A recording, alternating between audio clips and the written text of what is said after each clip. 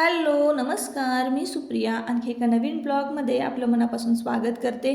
तुम्हाला आजचा दिवस सुखाचा, आनंदी आणि आरोग्यदायी जाओ. तुम्ही जी काही स्वप्न पाहिली असतील ती सगळी स्वप्न तुमची पूर्ण होत. त्याचबरोबर शुभ सकाळ सर्वांना.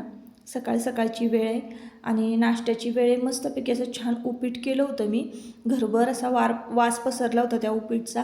कधीतरी उपीट पोहे ना असे कधीतरीच खायला बरं वाटतं. रोज रोज खाल्लं की मग कंटाळा येतो. आजचा वार आहे गुरुवार आणि आजचा व्हिडिओ तुम्हाला आजच संध्याकाळी येतो आहे. तर मी काल पोस्ट केली होती की तुम्हाला संध्याकाळपर्यंत व्हिडिओ अपलोड करते, तर माझ्याकडनं काही झालंच नाही. आणि दुसऱ्या दिवशी म्हणजे आज 1 वाजता अपलोड करते असंही सांगितलं होतं, तर ते पण माझ्याकडनं झालं नाही. त्याबद्दल मी तुमची मनापासून माफी मागते. कारण कधी कधी मी पोस्ट करते की आता संध्याकाळी व्हिडिओ येईल, उद्या 1 वाजता व्हिडिओ येईल, पण व्हिडिओ येत नाही कधी कधी. तर माझ्या कामाचं ना म्हणजे मॅनेजमेंट कधी कधी मला ना एक्स्ट्राची इतर जास्त कामं लागतात आणि त्या कामाला किती टाईम लागेल किंवा काय माझं काहीच टाईम मॅनेजमेंट नसतं. त्याच्यामुळं हा सगळा घोळ होतो. मलाही वाटतं की रोजच्या रोज व्यवस्थित व्हिडिओ अपलोड व्हावेत. कन्सिस्टन्सी असली की मग जरा बरं वाटतं आणि तुमचं आणि माझंसुद्धा कम्युनिकेशन वाढतं त्यानं. पण माझ्याकडनं काही होतच नाही. तर असो, जसं होईल तसं मी व्हिडिओ अपलोड करत जाणार आहे. तर तुमच्या गोड कमेंट्स, खरं तर मी ना वेळेवर जर मी अपलोड केला ना व्हिडिओ, तर तुमच्या छान छान कमेंट येतात. त्याबद्दल तुमचे खूप सारे आभार. आणि इकडं बघा, आता माझी गडबड चालू झालेली आहे. आजच्या व्हिडिओमध्ये की नाही मी तुमच्याबरोबर माझ्या साड्यांचं कलेक्शन शेअर करणार आहे. त्याचबरोबर एका ताईंनी विचारलं होतं की वॉशिंग मशीनचं सेटिंग तुम्ही कसं करता किंवा कशी चालू करता, वॉशिंग मशीन घ्यायची की नाही घ्यायची, वॉशिंग मशीनचे फायदे तोटे हे सगळं मी आजच्या व्हिडिओमध्ये तुमच्याबरोबर शेअर करणार आहे. त्याचबरोबर इकडं बघा, आता मी काय करते, देवांशची ना माझं बॅग भरायचं चाललेलं आहे. देवांशला ना शाळेत पाठवायचं आहे आज. आणि आयुष दादांना आज शाळेत नाही जाणार आहे. म्हणजे त्याला गेल्यास शुक्रवारपासूनच ना इतका ताप येतो आहे ना, म्हणजे ताप आला होता 2-3 दिवस. तर तो ताप यासाठी आला होता की त्याला ना आता जिल्हास्तरीय राज्यस्तरीय स्पर्धा आहेत रेसलिंगच्या. आणि त्याची प्रॅक्टिस चालली होती तालमीमध्ये प्रॅक्टिस करत असताना ना समोरच्या मुलाचा दात लागला त्याच्या गुडघ्याला. दात एवढ्या जोरात लागला की अक्षरशः गुडघ्याला खड्डाच पडलेला आहे. आणि तो खड्डा की नाही असा म्हणजे चिघळत चिघळत ती जखम खूप मोठी झाली होती. आणि त्या जखमेमध्ये ना पस झालेला होता. आणि पस होऊन त्याला इतकी कणकणी, इतका ताप आला होता ना की आम्हाला वाटलं की वर्षभर जखम आहे, काही नाही होणार, म्हणून आम्ही त्याला तालमीत पाठवलं होतं. आणि तालमीत कसं असतं, म्हणजे कोणाची दयामया केली जात नाही. प्रॅक्टिस घेतलीच जातं. रोज सकाळी 4 वाजता उठवलंच जातं. विचार करा, जर आपण रोज सकाळी पहाटे 4 वाजता उठू शकत नाही आणि एखाद्या दिवस तरी आपल्याला असं वाटतं की नाही नको बाबा, आज मी झोपून राहते. जी कसरत करणारी मुलं आहेत ती रोज सकाळी पहाटे 4 वाजता उठून कशी बरं म्हणजे कसा व्यायाम करत असतील, कसं प्रॅक्टिस करत असतील. तर त्यासाठी ना आयुष लवकर उठतो, म्हणून मी सुद्धा लवकर उठते. कारण माझी मुलं जितके कष्ट करतात ना, त्यांचं जे आहे म्हणजे त्यांचे जे हाल होतात किंवा त्यांना जे सहन करावं लागतं ना, तर ते आपल्याला पण कळालं पाहिजे. मग तो ज्या टायमिंगला उठतो ना त्याच टायमिंगला कधी कधी मी कामही नसलं ना तरीसुद्धा उठून बसते. असं असतं. तर असे असतं तालमीचं सगळं जे आहे लाईफ ती. असो, आता इकडं ना त्याला मी शाळेत पाठवणार नाही आयुष दादाला. आणि आज फक्त देवांश स्कूलमध्ये जाणार आहे. तर आज ना गुरुवार होता म्हणून मी छान अशी साडी नेसली होती. आणि गुरुवारी तर तुम्हाला माहिती आहे आवर्जून येलो कलरचं घातलं जातं. सोमवारी जसं पांढऱ्या कलरची साडी नेसली जाते, मंगळवारी आपण हिरवी नेसायची. म्हणजे असं काही कुठं लिहिलेलं नाही आहे की ह्या कलरची साडी नेसावी, त्या कलरची साडी नेसावी. पण आपल्याला फ्रेश वाटतं, आपल्याला छान वाटतं. मग आपण ठराविक जे वार असतात आपले कुलदैवतेचे वार आहे, मग हिरवीगार साडी नेसायची. गुरुवारी तर स्वामींचा जो वार असतो, गुरुवारी पिवळं घातलेलं शुभ असतं असं म्हणतात. तर मग आपण पिवळं घालायचं. सोमवारी महादेवांना पांढरं वस्त्र प्रिय आहे, मग आपण पांढऱ्या कलरची साडी घालायची. असे छान छान वार ठरवून ठेवले ना तर आपला पण मूड फ्रेश राहतो. आपल्याला नेहमी आरशामध्ये नवीन दिसत असतो. असं असतं. तर आज मस्तपैकी गुरुवारी सकाळी सकाळी ना मी पिवळ्या कलरची साडी घातली होती. आणि ही साडी ना भरपूर जणांना आवडते. प्युअर कॉटनची आहे.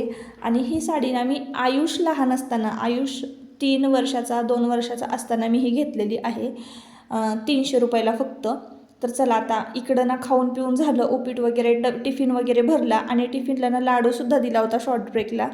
शेंगदाण्याचे लाडू केले होते मागच्या एका ब्लॉगमध्ये तुम्ही पाहिलं असाल तर.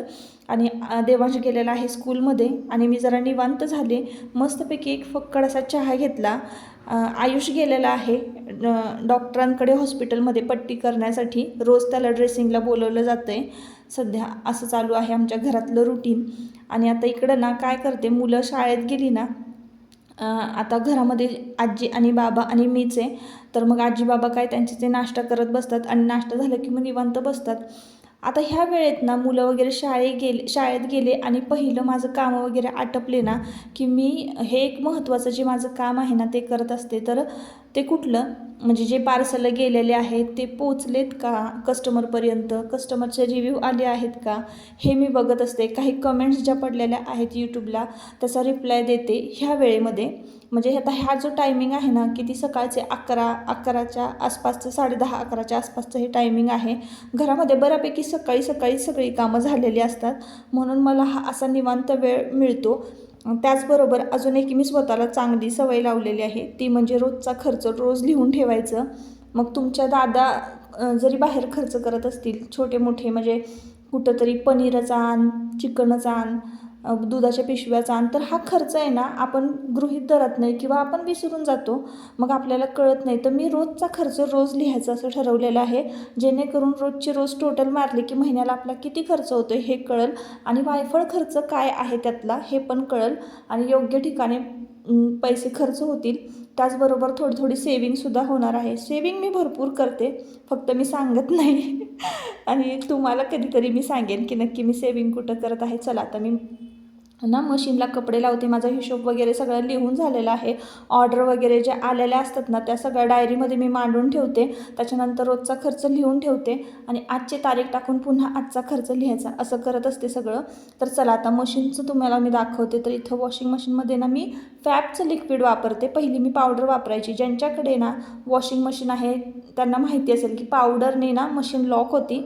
मला आधी माहिती नव्हतं, तर मी पावडर वापरायचे, पण त्यानंतर मग एकदा लॉक झाली होती मशीन, तर ती आम्ही ॲसिड वगैरे टाकून धुतली. त्याच्यानंतर म्हणजे बोलवलं होतं जे मशीनचं जे मेंटेनन्स बघतात त्यांना बोलवलं होतं. त्यांनी आम्हाला ही मशीन क्लीन करून दिली. पुन्हा एकदा तर मी फॅबचं लिक्विड वापरायला लागलेले आहे.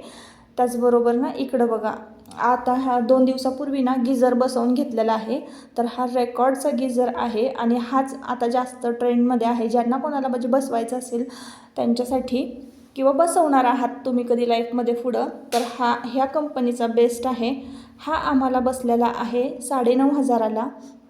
तर इथंच ना मशीनचासुद्धा पॉईंट आहे आणि इथंच गिझरचासुद्धा पॉईंट आहे. आता मशीन ना वेट चेक करते कपड्यांचं. मशीनमध्ये कपडे टाकलेले आहेत, वेट चेक करते. वेट चेक केल्यानंतर मग इथं ॲटोमॅटिक सगळे ज्या फंक्शन आहे ते ऑन होतं.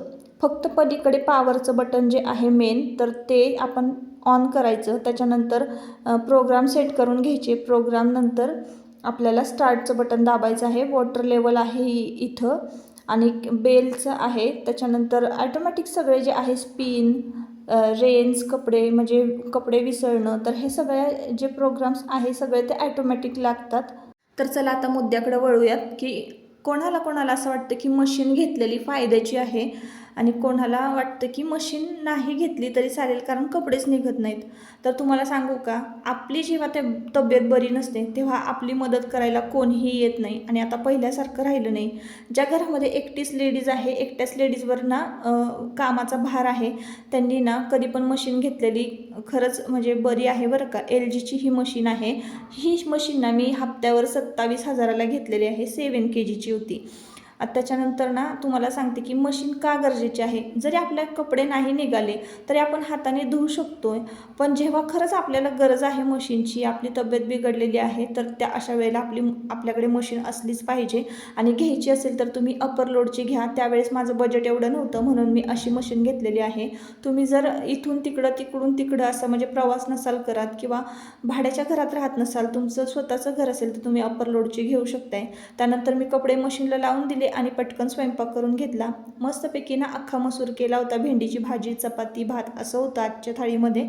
चला आता मी तुमच्याबरोबर माझ्या साड्या शेअर करते. तर दिवसभराची छोटी मोठी कामं आहेत ना, मुलं शाळेत जाण्याआधीच आटपून घेतलीत ना, की मग वॉशिंग मशीनला कपडे लावून घेते आणि स्वयंपाक झाला की मग बाकीचा जो वेळ असतो ना, तो निवांत वेळ असतो. मग त्या वेळेमध्ये ना मशीनची कामं करता येतात किंवा शूटिंगची कामं करता येतात. असं असतं माझं दिवसाचं रुटीन. तर चला, पहिल्यांदा मी तुम्हाला माझा शालू दाखवते. तर ह्या शालूपेक्षा आहे ना, जास्त महागडी साडी माझ्या अख्ख्या साडी कलेक्शनमध्ये नाही आहे. तर हा शालू ना मी लग्नात नेसला नाही. तर आमची परिस्थिती ना खूप गरीब होती त्यावेळेला, ज्यावेळेला माझं लग्न ठरलं होतं. आणि माझं लग्न ठरलं त्यावेळेला ना, आयुषच्या पप्पांकडच्यांनी म्हणजे सासरकडच्यांनीच बस्ता बांधला होता माझा. आणि ते लोक जी साडी घेतील किंवा ते लोक जे घेतील ना, तेच मला घालायचं होतं. कारण माझ्याकडे चॉईस अशी नव्हतीच बरं का. त्यानंतर मग आयुषच्या पप्पांना पण अशी काही नोकरी नव्हती की ते त्यांच्या चॉईसने साड्या घेतील. माझं लग्न झाल्यानंतर एक 5-6 वर्षानंतर मग आम्ही आमच्या पद्धतीनं आमची परिस्थिती हळूहळू बदलत गेलेलो आहोत. तर त्यानंतर ना म्हणजे त्यांच्या एका मित्राबरोबर ना ते बनारसला गेले होते आणि मी काही त्यांना म्हणाले नव्हते की मला शालू पाहिजे किंवा. तर त्यांनी तिकडनं बनारसवरून हा शालू माझ्यासाठी घेऊन आले होते आणि जेव्हा मला त्यांनी दाखवलं ना, तेव्हा मला त्यांनी सांगितलं की लग्नामध्ये तुझ्याकडं शालू नव्हता. हे गेलं 5 वर्ष माझ्या मनामध्ये होतं आणि म्हणूनच मी हा शालू बनारसवरून तुझ्यासाठी आणलेला आहे. त्यावेळेस मला माझे डोळे पाणावले होते आणि आत्ता पण जेव्हा मी रेकॉर्ड करते ना, तेव्हा मला काही आठवणी आठवतात ना, तर मला असं म्हणजे वाईट वाटतं. पण कधीच मला ना तुमच्या दादांनी कुठल्याही गोष्टीची कधीच कमी केलेली नाही आहे. मी ज्या पण साड्या दाखवते ना, त्या सगळ्या माझ्या नवऱ्यानंच घेतलेल्या आहे. एकही साडी मला अशी कौतुकाने कोणीच नाही घेतलेली आणि कोणी दिलेली पण मला आवडत नाही बरं का. जेवढं तुमचे दादा घेतील ना, तेच माझ्यासाठी बेस्ट असतं.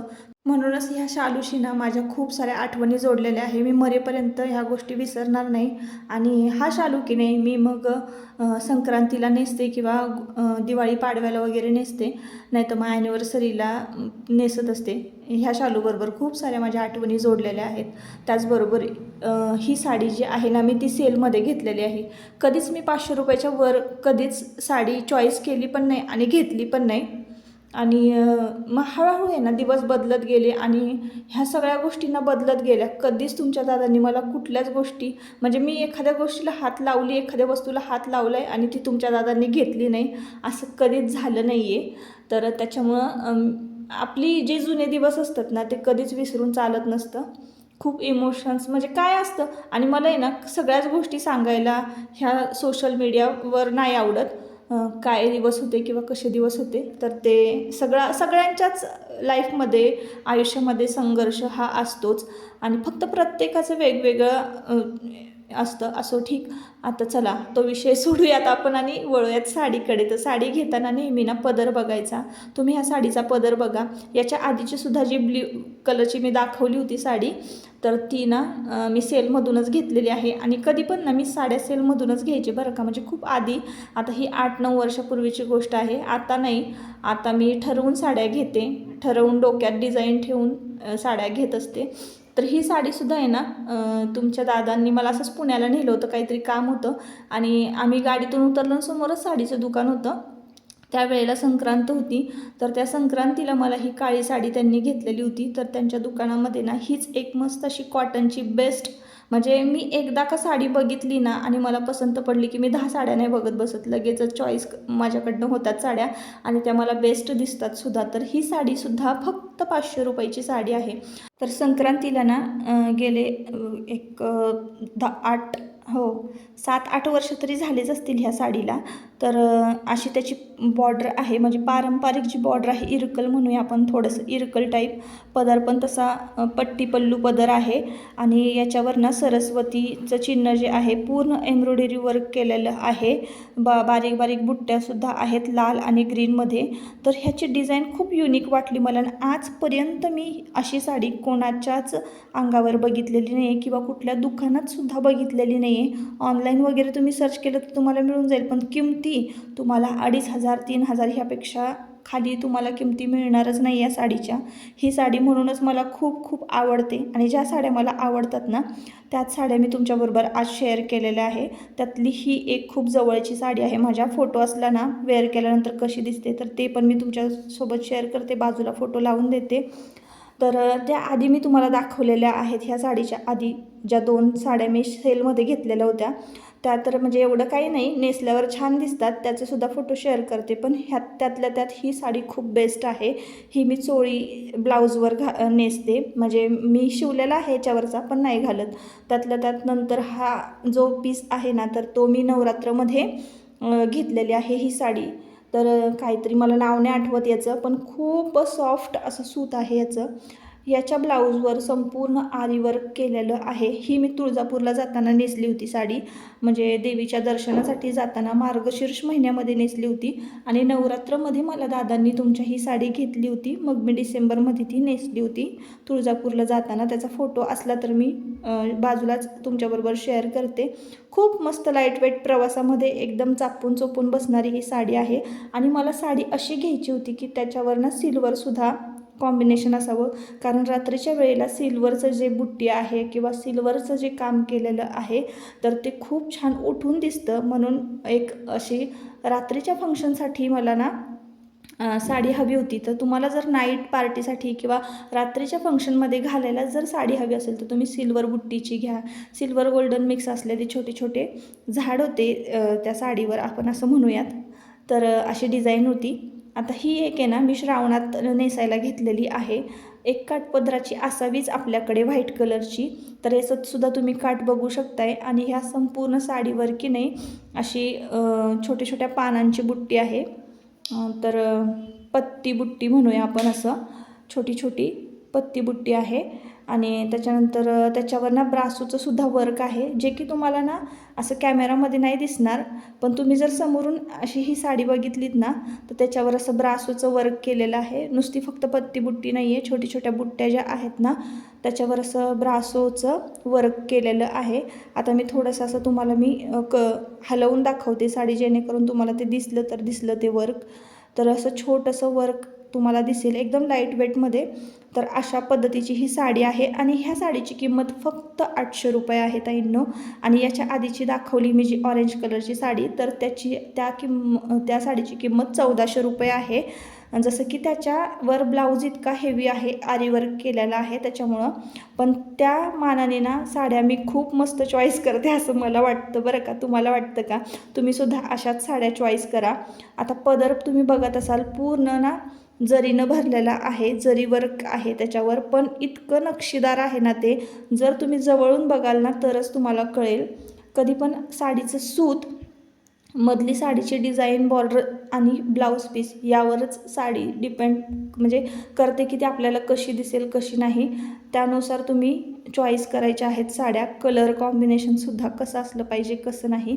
तर चला आता मग साड्यांच्या घड्या घालून ठेवलेल्या आहेत आणि एवढ्या सगळ्या साड्या ज्या आहेत ना ह्यातली एकही साडी अशी नाही आहे की म्हणजे नाही का, मी तर स्वतःहून कधीच नाही घेत, तुमचे दादाच मला घेतात. आणि ही सगळे जे चॉईस आहे ना ती तुमच्या दादांची चॉईस आहे बरं का. यामध्ये भरपूर अशा साड्या आहेत. आता काही साड्यांना मी तुम्हाला पुढच्या ब्लॉगमध्ये दाखवते. सध्या मी एका इन्स्टा पेजवरनं घेत आहेत. तुम्हाला माहिती आहे फॅक्टरी आउटलेट म्हणून पेज आहे, त्या पेजवरनं ना मी 1-2 साड्या मागवलेल्या आहेत. तर त्या तुमच्याबरोबर ना नेक्स्ट व्हिडिओमध्ये शेअर करेन. काही साड्या ना तुमच्या दादांनी मला राजस्थानहून आणलेल्या आहेत, त्यासुद्धा मी तुमच्याबरोबर शेअर करेन. आत्ताचं नवीन कलेक्शन. तर अशा पद्धतीनं मी माझ्या साड्या ऑर्गनाईज करून ठेवलेल्या आहे. खाली तुम्हाला ते 3 बॉक्स दिसले ना तर एक मी स्वतः स्टिच केलेल्या ब्लाऊजचं बॉक्स आहे, एक रेडीमेड ब्लाऊजचं बॉक्स आहे आणि एकामध्ये परकर वगैरे आहेत. अशा पद्धतीनं मी ह्या पर्स वगैरे ऑर्गनाईज करून ठेवलेल्या आहे, ज्या की पार्टी फंक्शनसाठी ज्या पर्स आहेत त्या वेगळ्या आणि लग्नाला जाण्यासाठीची जी बॅग आहे त्या वेगळ्या. अशा पद्धतीनं ऑर्गनाईज करून ठेवलेल्या आहे मी माझी अलमारी. आणि चला मग आता भेटूयात नेक्स्ट व्लॉगमध्ये. या व्हिडिओचा मी इथंच शेवट करते. तुम्हाला जर व्हिडिओ आवडला असेल तर नक्की आपल्या चॅनलला सबस्क्राईब करा. चला बाय बाय.